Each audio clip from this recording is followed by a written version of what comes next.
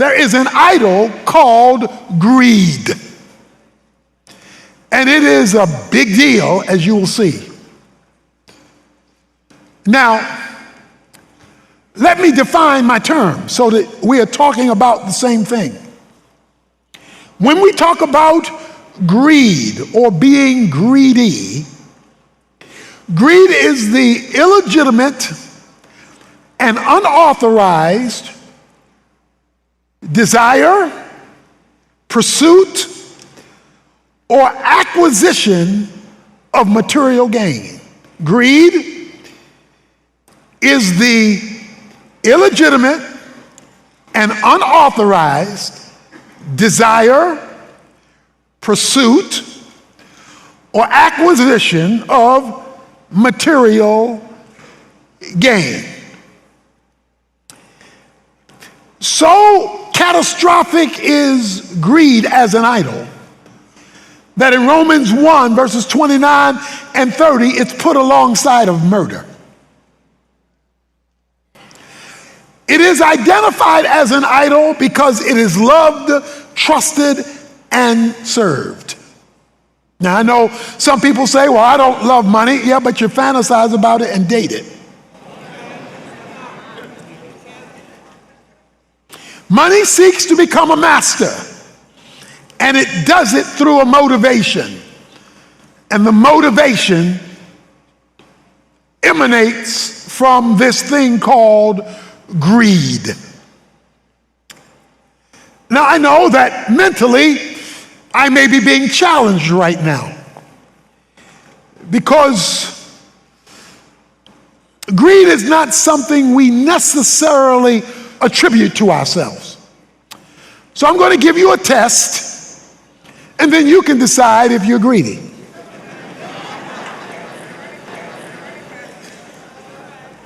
You are greedy. I am greedy. If we use illegal or immoral means to acquire things, illegal or immoral means of acquisition means that you're driven by greed. We are greedy. We are greedy when we complain more than we give thanks. We are greedy when we're more concerned about our cash than our character. We are greedy when your financial life is going up, but your spiritual life is going down. We are driven by greed when we treat people with money better than we treat people without it. We are greedy when we crave and plot to possess what legitimately belongs to somebody else. It's called covetousness. Or we are greedy when we hurt others in order to get something for ourselves. All of those are expressions of greed. So are there any greedy people in the house? Oh no? Okay, well let me keep going.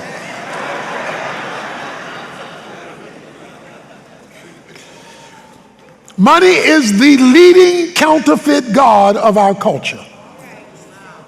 In Luke chapter 12, there's a story that Jesus tells. Jesus has been teaching in Luke 12 spiritual truths. In the middle of his instruction, a man comes to him in verse 13. Someone in the crowd said to him, "Teacher, tell my brother to divide the family inheritance with me." But Jesus said to him, "Man, who appointed me judge or arbitrator over you?" Then he said to them, "Beware and be on guard against every form of greed. For not even when one has an abundance does his life consist of his possessions." So Jesus is teaching spiritual truth. He's trying to get people to think Godward. This guy breaks into the teaching and says, "Jesus, my brother is holding money out on me from our family inheritance. Would you please tell my brother to show me the money?" Jesus looks at him and says, You better watch out. For every form, every shape, every size. In other words, all greed is not the same. In whatever way greed comes. I'm trying to teach spiritual principle and you want to jump to money. You better beware. Now, notice, this is not the guy who has the money. This is the guy who wants the money. So you can be poor and greedy. Because he doesn't have it yet, but he wants it so bad, he's willing to skip the spiritual, interrupt the master for him to solve this financial dilemma. So that leads Jesus to tell his story in Luke 12. I'll summarize it real quick. There's a rich man in verse 16. He's got this big piece of property. So he starts talking to himself. He says to himself, his outer man is talking to his inner man. And he says, verse 19, soul, watch it when you start talking to yourself. Soul, you have many good things laid up for many years to come. Take your ease, eat, drink, and be merry. But God said to him, you fool, this very night your soul is required of you, and now who will own what you have prepared? So is the man who stores up treasure for himself and is not rich toward God. Here we have a man who's got a booming agricultural business. I mean, he's got to build more storage to handle how great his business in agriculture has become. I mean, he's blowing and going. So he builds these storages and he starts talking to himself. He says, self, you got it going on. You are the bomb. You are a beast. And so self, since you all that in a bag of chips, we going to party, hearty. We going to eat, drink, and be merry. It was all about him, and he's bragging. God enters into his self-talk. And while he's talking to himself, God from heaven says, you fool. So that means you can be productive and be a fool at the same time. Successful and be a fool at the same time. Think you got it going on and be a fool at the same time. Why? Because this man had economic plans that were about to be interrupted that night. Because he says, your soul is required of you. Now tell me how rich you said you are. In other words, if you are poor toward God, it doesn't matter how rich you are toward man or toward yourself. He's not condemning the man for being productive. He's condemning the man for being spiritually impoverished, although he was financially successful. And he says, I'm coming to get you. When I come to get you, and it will be tonight, even though you don't know it yet, it's going to be tonight, and now you won't get to enjoy anything you planned. You know, that's the thing about the end of life. But once it turns into greed, which means it's flipped your spiritual priority, you and I have put ourselves in a damaging, devilish scenario. Now here we have a man, and Jesus says in verse 21, so is the man or woman or whoever they are, so is the person who stores up treasure for himself and not rich toward God. So the question on the floor is, how spiritually rich are you? How spiritually rich are you? Now, this issue with greed is not merely an individual problem, it's a family problem. The amount of couples who fight over money, who break up over money, who get divorced over money, who have to sneak and hide money from each other because of money has gotten the wrong foothold in the home. And nothing manifests greed more than the growth of family debt. Oh, but it's not only an individual problem and a family problem, it can be a church problem. There's a theology running around for years, prosperity theology, where you speak wealth into existence, where God becomes your slot machine. and you come for your blessing. Never mind, I'm not growing spiritually, I want my blessing. Never mind, there's no time to serve, I want my blessing. Click, click. Never mind, I rob God regularly, I want my blessing. And so God becomes used in the name of God. And many pulpits have put gold before God, money before the master, and then try to spiritualize it. Well, God wants you to prosper. It's not that God doesn't want you to prosper, he just doesn't want you to prosper without him. And to use the pulpit to trick people out of their money, or to use the pulpit to guarantee something God didn't guarantee him, making God look like he doesn't keep his word, thus giving God a bad name, is the misuse of church. So even church can be greedy. Let me talk about societal greed, because it dominates in Western civilization. As corporate greed, where for the sake of corporate profits, you abuse workers. Or as James says in James 5, you don't pay them their fair wages. Or you rip them off, or you rip customers off in order to make more money. Well, if you are here today and you are a businessman or a businesswoman, you have a right to make a profit. You ought to make a profit, but not at the expense of being righteous in the dealing of your business and being godly in the relationship to your workers and your customers. We have ungodly people today doing business and calling themselves Christians. That is a form of corporate greed. There is predatory lending. There are places in our community where people who have no other option have to pay 300 and 400% interest to get by. That's greed, to take advantage of people's desperation. Don't get me wrong, God is not against profit, he's against greed. He's against greed. And then there is America being built on greed. Slavery existed in America due to greed. In order to get enough people to service the industry, to maintain King Cotton, to keep this bolstering economy going, we will trap people in perpetual generational slavery based on skin color as the driving means of economic development in America. The birth defect of our great republic was using economics to empower the evil institution of slavery. Is economic development legitimate? Absolutely.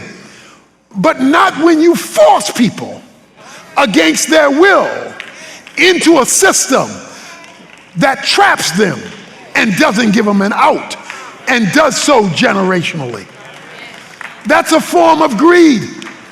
So this idol is a destructive idol, and God will address it unless we do it first.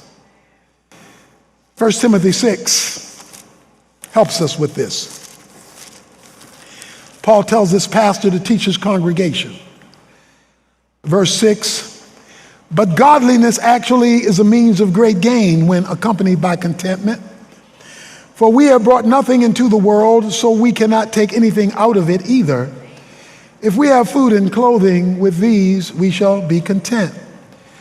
But those who want to get rich fall into temptation and a snare, and many foolish and harmful desires, which plunge men into ruin and destruction. For the love of money is the root of all sorts of evil, and some by longing for it have wandered away from the faith and pierced themselves with many griefs. Verse 17. Instruct those who are rich in this present world not to be conceited, stuck up, or to fix their hope on the uncertainty of riches, but on God who richly supplies us with all things to enjoy. Instruct them to do good, to be rich in good works, to be generous, ready to share, storing up for themselves the treasure of a good foundation for the future, so that they may take hold of that which is life indeed. So let me give you the secret, so to speak, of handling your money and not being greedy. First, verse 6 says, godliness with contentment is great gain. Godliness is a life that seeks to pursue pleasing God. Contentment is to be at ease and grateful for what you have until God gives you more. He says, first of all, when the necessities of life have been provided, food, clothes, shelter, those are necessities of life. When you have those, thanksgiving should be driving your life, not complaining. Greed has side effects. Oh yeah, it's good coming in on the front end, but when it's done its damage, you're gonna wind up with great loss and be a damaged person, not because you have money, but because it's turned into greed, which is the illegitimate use and presence of money. He says, I want you to instruct them, teach them, give them the right perspective. He says, verse 17, those who are rich in this present world. So let's get this straight. It's not a sin to be rich. If it's legitimate, it's not a sin. If you've been productive, you saved your money, you stayed out of debt, your business is doing well, that's not a sin. But then he says, but you tell them something. Pastor Timothy, you tell the church at Ephesus, you tell them this. You instruct them to be rich in good works and to be generous and ready to share. Oh, okay. Let me put it this way. The richer you are, the more generous you should be. Okay? And the richer you are, the more willing to serve you should be. He says, you tell the folk that's been blessed and have an abundance, they should do good works. They should be generous. That was the tithe, and the offering was on top of that, where you help people and serve people and did extra stuff. He says, storing up for themselves. Okay, let me say that again, verse 19. Storing up for themselves. Oh, God has a storage unit. He says, storing up, watch this, treasures, valuables. He says, when you handle money biblically and don't be greedy or the things that money can buy, he says you are building your own storage unit. And in this storage unit, it serves as a good foundation for the future. And what? What will this storage unit do for you? Watch this. So that they may take hold of that which is life indeed. Somebody say life indeed. Indeed means show enough. Indeed means for real. In Luke 16, Jesus tells a story, and he concludes the story about this unrighteous steward, and he says this in verse 10. He says, he who is faithful in a very little thing is faithful also in much. And he who is unrighteous in a very little thing is unrighteous also in much. Therefore, if you have not been faithful in the use of unrighteous wealth, who will entrust the true riches to you? And if you have not been faithful in the use of that which is another's, who will give you what is your own? No servant, watch this, can serve two masters. For either he will hate the one and love the other, or else he will be devoted to the one and despise the other. Watch this. You cannot serve God and wealth. Okay? You cannot. He will not allow the option of serving God and money.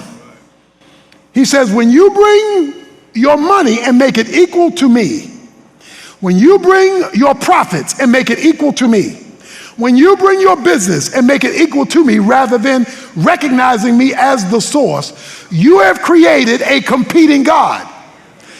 And the passage says, don't miss this, if you can't be trusted with unrighteous mammon, mammon means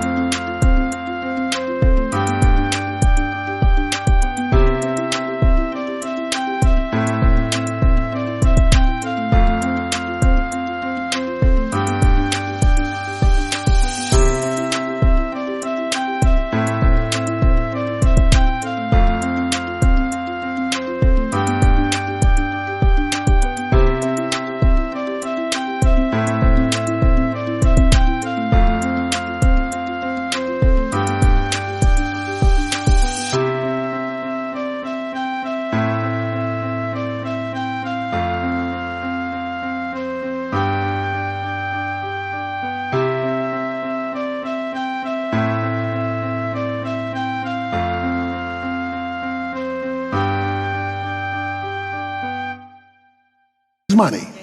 If I can't trust you with money not to turn it into a God, then what makes you think I will give you true riches? Oh, don't miss this. True riches.